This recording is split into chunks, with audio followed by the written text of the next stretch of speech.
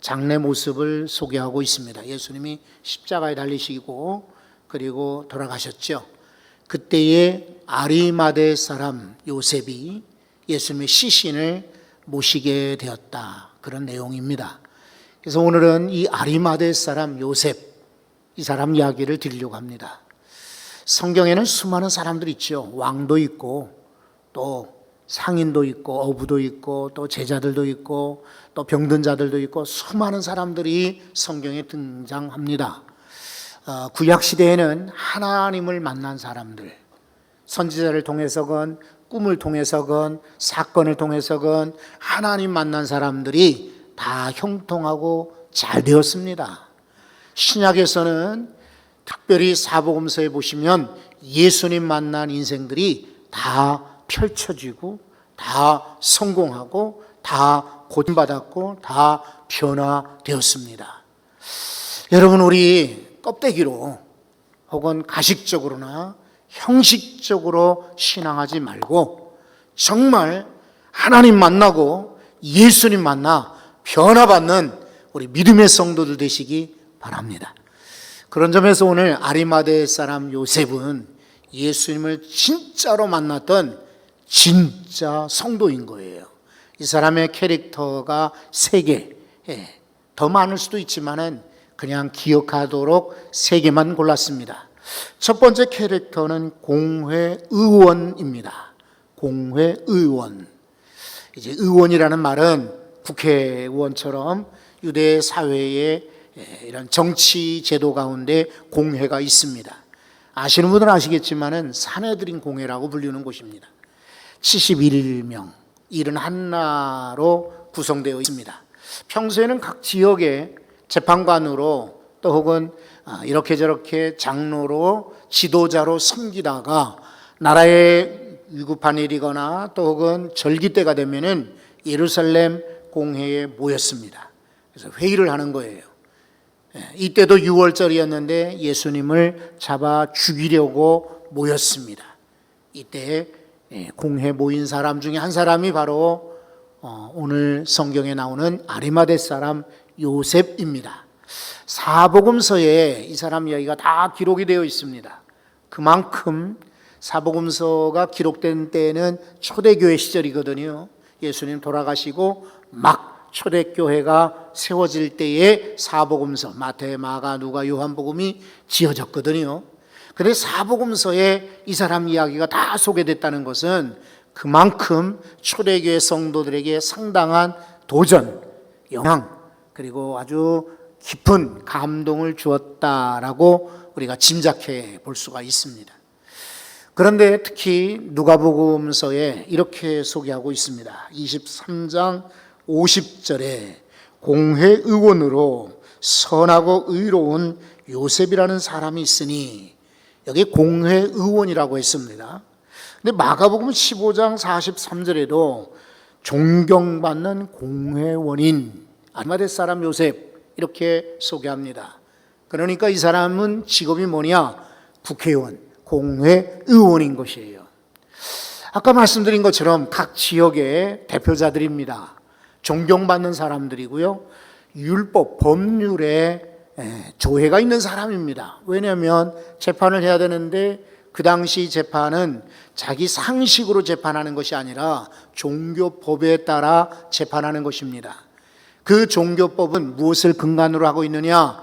구약의 토라를 근간으로 하고 있습니다. 그러니까 이런 사람들은 법을 잘 아는 거예요. 성경을 잘 아는 사람들이라고 할 수가 있습니다. 그렇다고 그냥 성경만 안다고 이렇게 공회의원이 되는 거 아닙니다. 이 사람들은 건강도 좋아야 되고 인간관계도 좋아야 되고 가정도 평안해야 되고 외국어도 능통해야 되고 그리고 사리 분별 능력도 있어야 됩니다. 나라에 위급한 일이 있을 때에 분별해서 이렇게 저렇게 결정을 해야 되기 때문에 아무나 산헤드린 공회의 의원이 될 수가 없어요. 그러니까 벌써 공회의원이다 그러면 신분이 보장된 사람, 이렇게 우리가 짐작하시면 됩니다. 그런데 아까 누가복음서에 보면은 그 사람을 선하고 의로운 자라라고 덧붙이고 있습니다. 선하다 이 말은 내적 성향을 의미하는 거죠. 내적으로 이렇게 성품이 선한 것입니다. 우리 교회 안에도 그런 분들이 많이 계시죠. 선한 성품을 가졌다, 착하다 이런 뜻이겠습니다. 또 의롭다 이 말은요, 외적인 성향으로 정의로운 것을 말합니다. 불의를 참지 못하고 옳은 일을 결정하는 사람이 바로 의로운 사람이다 할 수가 있습니다.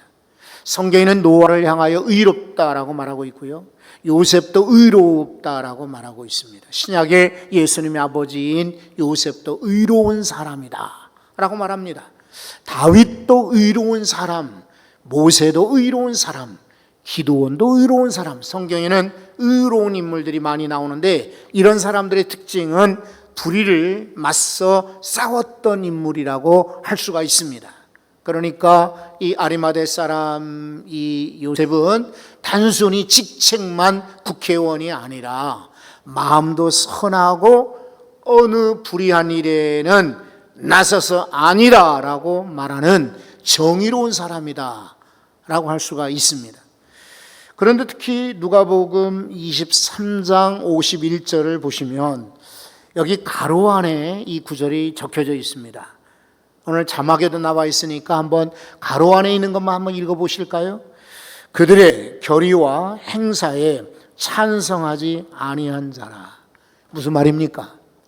원래 유대인들이 지금 지도자들이 모여가지고 결의를 했습니다. 예수를 잡아 죽이자. 무지한 예수를, 죄 없는 예수를 죽이자라고 결의하는데 이 아리마대 사람 요셉은 결의에 찬성하지 아니한 자라라고 소개하고 있습니다. 그러니까 이 사람이 의로운 사람인 거예요. 다들 그 길로 가자, 다들 불의하자, 다들 죄를 짓자, 다들 예수를 죽이자 외치는데 오직 이 사람은 결의에 찬성하지 않는 사람이라 그래요. 훌륭한 인물이죠. 오늘 많은 사람들이요, 마음으로는 그런 것 같아요. 그리고 마음으로는 저것이 잘못된 것 같은데도 사람들의 체면이나 또 자기를 향한 시선이 두려워서 사실은 용감하게 아니오라고 이야기할 사람들이 많지 않죠. 그런데 아리마대 사람 요셉은 어떻습니까? 아닌 것은 아니라 라고 분명하게 말하는 이런 확신의 사람인 것을 알 수가 있는 거예요. 여러분, 저 노르웨이나 그린랜드 얼음이 이제 절벽 빙하가 있는 동네에, 그리고 저 유라시아, 다시 말해 러시아 지역, 카나다 또 혹은 저 알래스카 같은 높은 북쪽 지역의 추운 지역에 사는 조그마한 쥐가 있어요. 이게 레밍이라고 그래요. 레밍. 사진을 보시면은 아주 앙증맞게 생겼어요. 조그만한 어른 큰 주먹만한 그런 쥐가 있어요. 레밍이라고 하는데 얘네들이 특이한 그 설치과 쥐과에 속한 설치 동물인데요. 이게 특이한 게 뭐냐면 이게 두더지처럼 시력이 약해요. 두더지는 아예 안 보인다고 하잖아요. 그러니까 막 땅속으로 어두운 데로 들어가는데 얘네들은 시력이 얼마나 약하냐면 30cm 앞을 못 보는 거예요. 분간을. 그러니까 감각으로만 사는 거예요. 근데 얘네들 특징이 뭐냐면 누군가가 지도자가 있으면 그 지도자의 뒤를 그냥 따라가는 거예요. 그러니까 지도자가 엉뚱한 데로 가게 되면은 그 같이 가는 거지요. 아까 말씀드린 것처럼 얘네들이 주로 사는 지역은 노르웨이라든지 그린랜드 또 혹은 저 러시아 북쪽, 알래스카, 카나다 북쪽 이런 지역에 사는데 여기는 특징이 빙하가 많습니다. 근데 얘네들은 이렇게 뭉쳐서 쭉 때를 지어가는 게 아니라 한 줄로 가는 습성이 있어요. 그래서 만약에 개체수가 늘어나면은 이동을 한다고 합니다. 한 곳에 먹을 것이 없으니까 이동을 하는 거예요. 그래서 남은 새끼들은 그 지역에 살게 하고 성인이 된 이런 새끼들은 이제 얘네들이 1년에 몇 번씩 이렇게 출산하기 때문에 개체수가 막 금방 늘어나죠. 그러니까 이동을 하는데 앞장선 레밍을 뒤따라가는 거예요. 한 줄로. 그런데 가다가 빙하 절벽이 만나 앞 쥐가 뚝 떨어지면은 그 다음 쥐들도 같이 떨어지는 거예요. 절벽으로. 우리 생각할 때 앞에 만약에 떨어졌다 안 보인다 그러면 겁이 나서 돌아서야 될 거 아니에요, 그죠? 그런데 얘네들은 그냥 무작정 그냥 절벽으로 똑같이 떨어지는 거예요. 이게 레밍 현상이라고 그래요. 레밍 에퍼트. 이 레밍 에퍼트라고 하는 말은 오늘 이 사회의 사람들을 설명하는 용어로도 쓰여집니다. 무슨 말인가 하면은 앞에 어떤 사람이 이것이 좋다, 이것이 옳다, 이것이 정의다 그러면 다른 사람들 그냥 거기 따져보지도 않고 좀 고민도 해보지도 않고 그냥 따라가는 현상이 바로 레밍 현상이라는 거예요. 오늘 교회 안에서도 혹시 우리들에서도 그런 경우가 있고요. 언론을 보시거나 뉴스를 보신다든지 또 여러 가지 정치 이런 시사면을 보게 되면은 그런 현상의 사람들 많이 보게 될 겁니다. 내가 사실은 직접 경험한 것도 아니지요. 나한테 무슨 해를 끼친 것도 아니고요. 그런데 우리는 결사적으로 쫓아가서 잘못되었다, 저것은 틀렸다라고 외치는 사람들이 있는데 정의로운 일 같으면 따라가야죠. 그런데 나도 모르는 일에 그냥 무작정 다수결이 옳고 많은 사람들 그 길로 가고 여론이 그러니까 따라가는 사람들, 이걸 레밍 현상이라고 부릅니다. 그런데 오늘 아리마대 사람 요셉은 공회의원이었지만은 그렇게 순순히 남들의 뒤를 그저 비판 없이 따라간 것은 아닌 거지요. 성도들은 그렇게 살아야 됩니다. 다른 사람들이 다 그 길로 간다 할지라도 이거 하나님이 원하지 않는다라면은 과감하게 돌아설 줄 아셔야 됩니다. 두 번째 캐릭터가 있습니다. 이 사람을 뭐라고 말하냐면 제자라고 부릅니다. 자, 23장 50절에 보면은 공회의원으로 오늘 본문 말씀 한번 57절부터 보겠습니다. 57절에 보시면 이렇게 소개합니다. 저물었을 때 아리마대의 부자 요셉이라는 사람이 왔으니 그도 뭐라고 합니까? 예수의 제자라고 부릅니다. 예수님의 제자는 두 종류라고 할 수 있습니다. 하나는 뽑힘받은 12제자가 있고 나머지 예수님의 생각, 예수님이 살았던 것을 이렇게 추앙하고 칭찬하고 존경하는 사람들을 또 넓은 의미에서 제자를 할 수 있습니다. 우리들도 마찬가지죠. 우리가 지금 12제자가 아니잖아요. 예수님과 함께 동고동로가 있던 12제자는 아니죠. 그러니까 우리도 넓은 의미에서 예수님의 생각, 예수님의 말씀, 예수님의 삶을 따라가는 제자라 할 수 있습니다.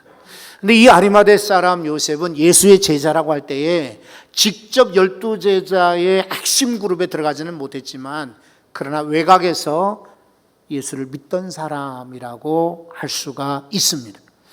이 사람은요, 원래 이렇게 예수의 제자로 드러나는 것을 사실은 원하지는 않았던 것 같아요. 요한복음 3장에 보시면 니고데모가 예수님을 한밤중에 찾아왔다라고 적고 있습니다. 왜 한밤중에 왔을까요? 주변 사람들의 시선이 싫은 거예요. 아니, 저 사람이 공회의원이면서, 똑같은 공회의원이거든요. 의원이면서 저 시골 갈릴리 출신의 랍비를 찾아간다. 남들에게 눈에 띌까 싶으니까 밤에 찾아와서 선생님, 어떻게 하면 천국에 갈 수 있습니까? 내가 거듭나야 되겠다. 그러니까 깜짝 놀랍니다. 아니, 내가 다시 태어나다니요? 어떻게 태어날 수 있습니까? 아니다. 다시 태어난다는 말은 하나님의 말씀으로 거듭나는 것이다 라는 진리를 들었던 니고데모처럼요, 오늘 이 아리마대 사람 요셉도 사실은 숨어있는 제자였던 거지요. 이렇게 요한복음에 소개하고 있습니다. 19장 38절에 보시면 아리마대 사람 요셉은 예수의 제자이나, 그 다음 구절 한번 읽어보실래요? 유대인이 두려워 그것을 숨기더니, 계속해서 보시면 이 일 후에, 예수님이 돌아가신 후에를 말하죠. 빌라도에게 예수의 시체를 가져가기를 구하매 빌라도가 허락하는지라.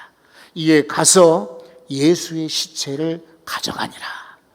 처음에는 유대인들이 두려워서 예수님의 제자라는 걸 숨겼습니다. 그런데 2일 후에 예수님 막상 돌아가신 다음에 이 사람이 생각이 바뀌었습니다. 그래서 빌라도에 가서 시신을 달라, 내가 장사 지내겠다라고 요청을 했습니다. 빌라도에게는 아마 유대 사정을 잘 아는 그런 참모가 있었겠지요. 저 사람이 누구냐? 물어보지 않아도 국회의원입니다. 아주 대단한 영향력 있는 사람이고 존경받는 사람입니다. 저 사람이 왜 예수의 시체를 달라고 하느냐? 모르겠습니다. 아마 예수라는 사람을 따랐던 인물인 것 같습니다. 주어도 되겠느냐? 아마 무방할 듯 싶습니다. 이래서 아마 예수의 시신을 주었던 것 같아요. 그래서 그것을 가져다가 예수님의 시신을 모셔서 장사 지낸 사람이 바로 이 아리마대 사람 요셉인 거예요. 지금 예수님과 동고동락했던 진짜 제자는 다 어디 갔습니까? 여러분, 다 도망갔습니다. 무서워서 다 피했습니다. 다 예수를 모른다고 부인했습니다. 그런데 이제까지 드러내지 않고 예수를 따랐다라고 했던 이 아리마대 사람 요셉은요, 마지막 순간에 소위 자기 정체 밝힙니다. 커밍아웃이죠. 나 예수의 제자요라고 밝히고 있습니다. 사람들은요, 보통 그렇지 않습니까? 아마 여러분 동의하실 거예요. 어떤 사람이 잘 나가고 성공하고 부자가 되고 아주 위력 있고 힘 있을 때 사람들이 많이 쫓아갑니다. 근데 그 사람이 막상 아무 힘 없이 죽어버려요. 영양기기 쇠퇴하고 자리에서 물러나고 아무런 힘이 없어지면 사람들은 나 몰라라 합니다. 언제 내가 그 사람을 쫓아갔더냐, 내가 언제 좋아했더냐, 참 그게 인지상정인 것 같습니다. 그런데 여러분, 이 아리마대 사람 요셉은 예수님이 한창 유명할 때 나 예수의 제자요 소문내지 않았습니다. 예수님이 아주 큰 일을 할 때 내가 바로 예수의 제자요, 자랑스러운 저분의 제자입니다 라고 소문내지 않았습니다. 그때는 자기가 체면도 있고 다른 사람들의 시선이 있기 때문에 감추었을지 모르지만은 2일 후에, 자, 저는 성경을 읽으면서 문자적으로도 이해를 하지만 또 때로는 영적인, 문학적인, 또 철학적인 여러 가지 의미도 우리가 한번 그런 렌즈를 끼고 살펴봐야 된다고 생각이 됩니다. 아까 우리가 읽었던 57절을 한번 다시 성경을 띄워주십시오. 57절에 맨 앞에 나오는 단어가 무엇입니까? 무엇입니까? 저물었을 때입니다. 물론 이것은 문자적으로 날이 저물었습니다. 예수님이 오전 9시에 십자가에 달려서 오후 3시에 운명하셨습니다. 원래 유대법에는 하루가 지나기까지 나무 위에다가 사람 매달 수가 없습니다. 그리고 하필이면 그날이 이제 날이 저물면 안식일이 시작이 되는 겁니다. 움직일 수가 없어요. 어디 이동이 금지돼요, 법에 의해서.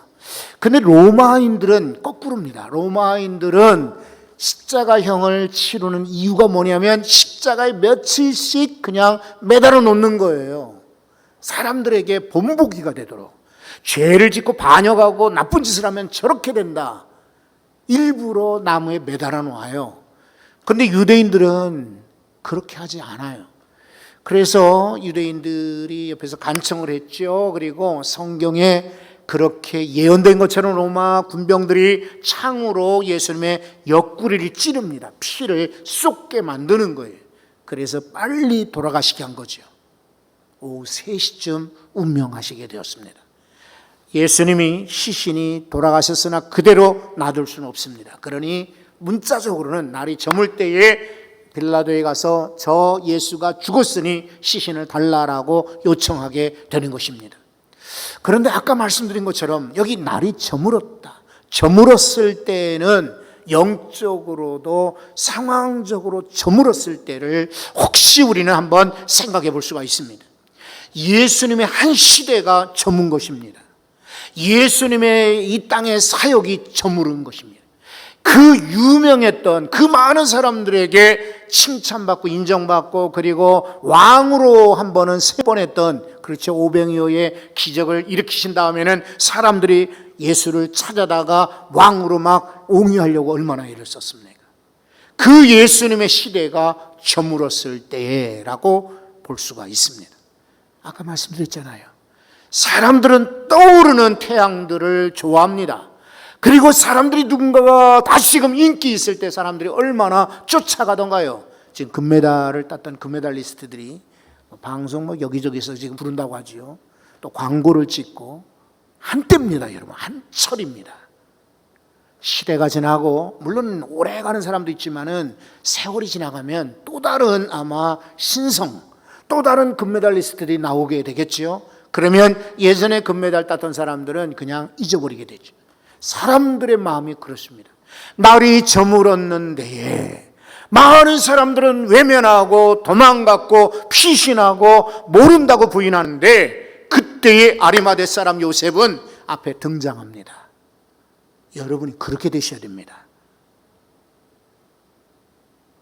환경이 다 좋고 여건이 좋고 그냥 막 이렇게 분위기 좋을 때, 그럴 때 나서는 것은 다른 사람, 막대기를 세워놔도 그런 사람들은 잘 되게 되어 있습니다. 그런데 정말 어려워요. 힘든 때예요. 그리고 다들 좌절하고 절망하는 때에 나서는 사람이 진짜 제자인 것입니다. 아리마대 사람 요셉, 이름만 가진 제자가 아닙니다. 그는 처음에는 유대인들이 두려워 숨었지만 결정적인 순간에는 등장합니다. 여러분들이 교회가 어렵거나 성도가 어렵거나 환경이 어렵거나 나라가 어려울 때에 앞장서는 믿음의 사람, 믿음의 제자 되시기 바랍니다. 세 번째 캐릭터는요, 부자입니다. 부자. 오늘 제목으로 일부러 골랐습니다. 부자. 이 부분에 좀 더 주목했으면 좋겠습니다. 왜 부자냐? 첫 번째는 공회의원들이는 대부분 부자입니다. 지역에서 다 유지입니다. 그리고 재판관이었다고 그랬잖아요. 그러니까 사람들이 재판을 처리하고 이렇게 해결받을 때에 이들에게 선물을 가져다 주게 되어 있습니다. 그리고 일정한 부분의 땅을 받게 됩니다. 그러니까 이 공회의원들은 대부분 부자입니다. 그리고 아예 성경은 부자 요셉이라고 말하고 있지 않습니까? 부자입니다, 실제로. 그리고 어떻게 부자인 것을 또 짐작할 수 있느냐면, 이 사람은 아무도 써보지 않았던 새 무덤을 가지고 있는 사람입니다. 그것도 새 무덤이 저 시골 산지에 있는 게 아니라 바로 예루살렘 성전 옆에 있습니다. 여러분, 예수님이 이제 헤롯 궁전에서 또 혹은 빌라도 총독의 관저가 있던 안토니아 요새에서, 그리고 브라이도리온이라는 그 길을 따라서 골고다에서, 근데 골고다 바로 앞에 있는 곳이 바로 아리마대 사람의 요셉, 이 사람의 무덤이 있던 곳이에요. 그러니까 다 거기 모여 있어요. 지금은 성묘교회라고 해가지고 수많은 그런 순례자들이 그냥 막 줄을 지어 입장하는 곳이 바로 이 아리마대 사람 요셉의 무덤이 있는 곳입니다. 예루살렘에 아주 가까운, 성 바로 가까운 곳이고, 그리고 지금은 아예 예루살렘 시가지 중에 있는 곳이죠. 그러면 유대인들은 대부분 메시아가 나타나거든 이 성전에서 아마 재림하실 것이고, 성전에서 이제 주변에 있는 사람들에게 먼저 부활을 선포할 거라고 믿었어요. 그래서 예루살렘에 가보시면 바로 앞에 감람산이 있는데요, 우리 겟세마네 동산에 있는 감람산, 이곳은 예루살렘보다 약 70m가 높은 산입니다. 자그마한 산인데, 이 산에 보면은 무덤들이 쫙, 지금도 그래요. 돌 무덤들이 쫙 있어요. 왜 그러냐면 각 유럽이나 미국 같은 데 유대인들 부자가 된 사람들 있죠. 이 사람들이 그곳에 무덤을 일부러 쓴 겁니다. 자기가 죽고 메시아가 나타나면 그 다음에 제일 먼저 부활될 거라는 그런 속설을 믿고 그렇게 하는 거예요. 그러니까 예루살렘 가까이에 무덤이 있었다. 그것도 써보자, 남의 장사를 지낸 무덤이 아니라 처음 보는 무덤이 있었다라고 하면은 이 사람은 대단한 부자인 거예요. 그런데 이 아리마대 사람 부자인 이 요셉이 어떻게 했습니까? 아까 말씀을 나눈 것처럼 빌라도에게 가서 시신을 달라고 요청을 했습니다. 그러니까 이 사람의 영향력을 알고 이 사람이 부자인 것을 다 알고 공회의원인 것을 알기 때문에 빌라도는 거절하지 않고 주어라 그랬고요. 이 시신을 가져다가 오늘 성경에 보시면 59절에 깨끗한 세마포로 쌌다 그랬어요. 유대인의 장례 방법입니다.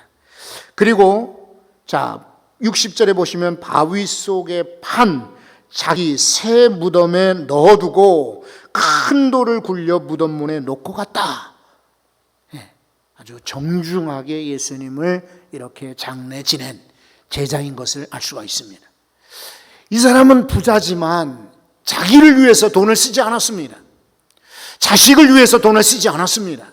자기의 만족이나 자기의 향락을 위해서 돈을 쓴 것이 아닙니다. 과거에는 그렇게 썼는지 모르지만은 아주 결정적인 순간에 주님을 위해서 자기 재산을 그렇게 쓴 것입니다. 여러분, 지금 우리가 버는 돈을 다 헌금을 하라, 이거 잘못된 거죠. 또 남에게 구제하라, 그것도 혹시 실수일지 모릅니다. 다 쓰지 말고 다 나눠줘라, 그러면 아마 성도들이 견뎌낼 사람들이 없을 겁니다. 그러나 여러분, 결심하십시오. 그리고 결단하십시오. 오늘 각오하시기를 바라요. 저도 설교만이 아니라 그렇게 살고 싶어요. 여러분도 한번 그렇게 살아보십시오. 어떻게 사느냐? 우리가 할 수만 있는 대로 최대한 부자가 되는 것입니다. 정직한 방법으로, 합법적인 방법으로, 남을 해치지 않는 방법으로 부자가 되는 것입니다.